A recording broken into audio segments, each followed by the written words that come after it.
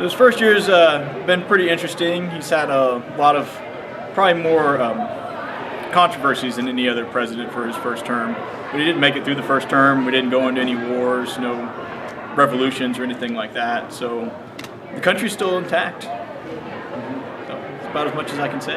Yeah. I think that he has done some good things. I think that Donald Trump obviously is pompous. And I think that he could have much better control over the way that he speaks. That being said, whether you agree with what his campaign promises were or not, I mean, obviously it would depend on which side of this you are on, he certainly is trying to live up to those promises. I think he's done okay for the most part. I'm not super knowledgeable when it comes to what he's done so far, but yeah, I wouldn't call him a bad president, but I wouldn't call him the best. So.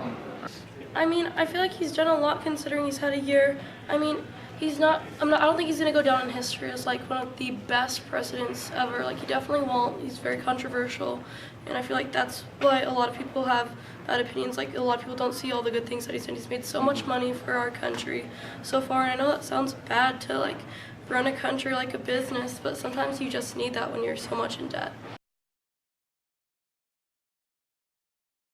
My least favorite Trump policy had to be like the wall thing.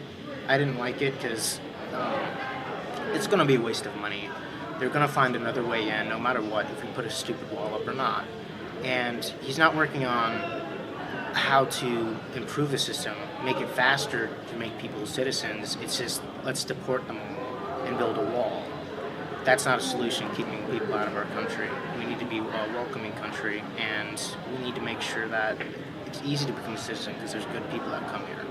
Probably the biggest thing would be their tax bill, because they promised to like fix health insurance and they haven't, and then in their tax bill they've started to gut some of the funding for the Affordable Care Act, which I have personal feelings against. So the tax bill is probably the one that I have the biggest problem, my least favorite policy that they passed. Well, he's done a lot for the pro-life movement, for the most part. He said that he wants to build a wall. He's put funding in that, so that's another good thing he's done. He's beefed up the military. That's good. So for the most part, he's kept his big promises. But yeah, I think he's okay at what he does. Well, I feel like he did promise that he'd help us to like counteract the debt, and I feel like he's done that pretty well. I mean, obviously, I don't think we're gonna get the wall built. I mean, I think that's just kind of dumb to say that we're gonna build a giant wall. I feel like if you want to keep immigrants out, I mean, if you want to like regulate immigration, like income, building a wall is not the way to do it because they're just gonna climb it. But I don't know.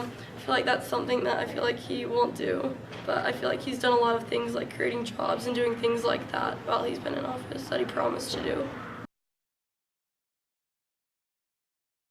I'd say overall our influence has decreased over the past year, especially as far as other countries. Europe, I know our standing with a lot of European countries has dropped substantially. We are pulled ourselves out of the Pacific Agreement, the trade agreement with the TPP.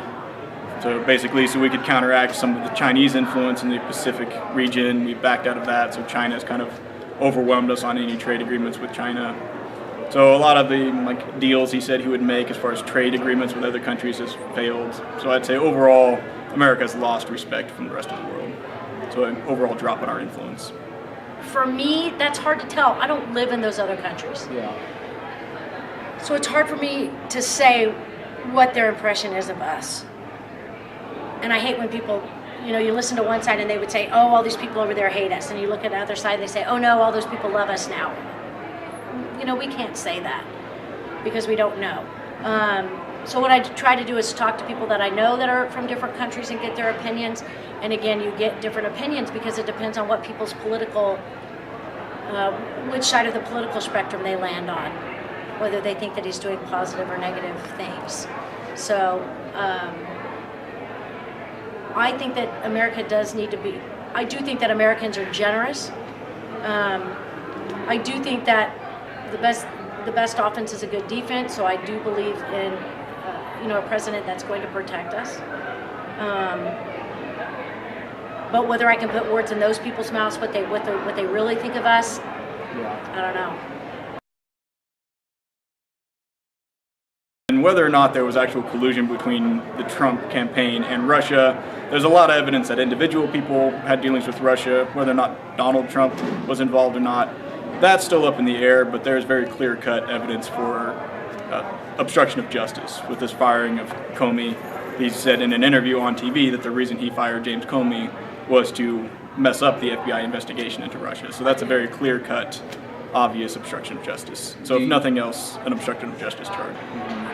I personally think, and I'm not an expert, I think it will blow over, just like things blew over with Hillary Clinton. Unfortunately, I think people in Washington are not held to the same standards that we are held to.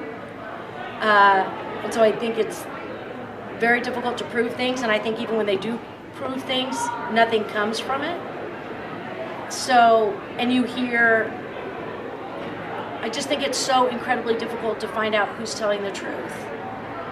Because I think the truth is relative depending on which political side of the spectrum you land on. So I mean, at this point, I think if they had anything that they really thought that they could use against him, that it would already it would already have been reported.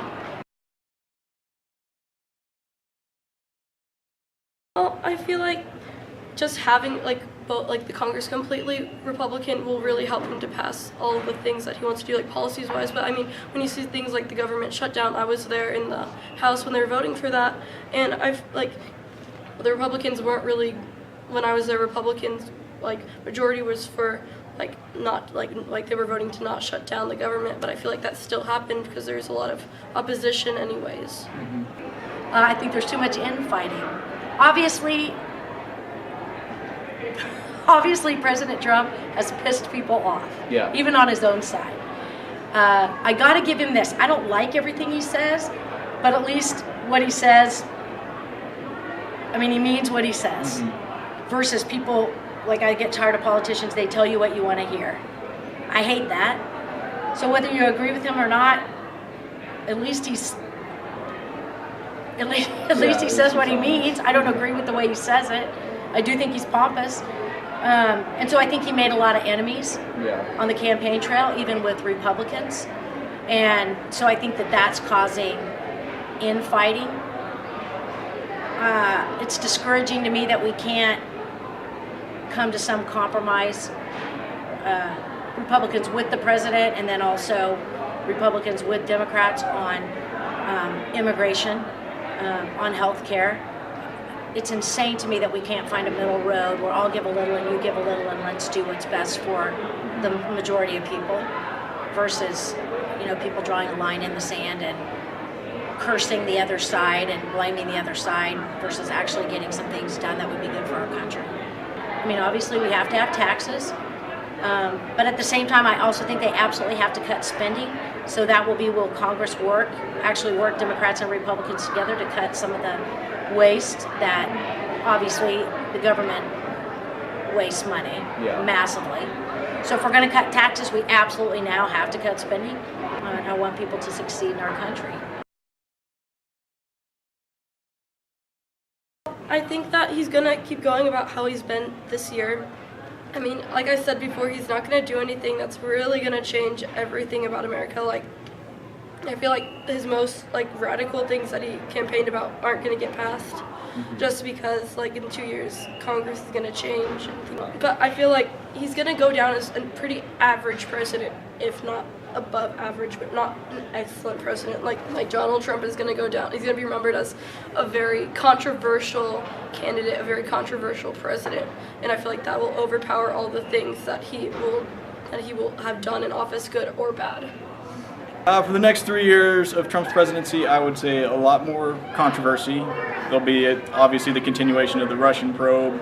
That could go on for a year, 2 years, 3 years. That could even go beyond Donald Trump's presidency. So that Russian probe is definitely going to keep going, but definitely more controversies. So Donald Trump's chances of being reelected are still pretty up in the air.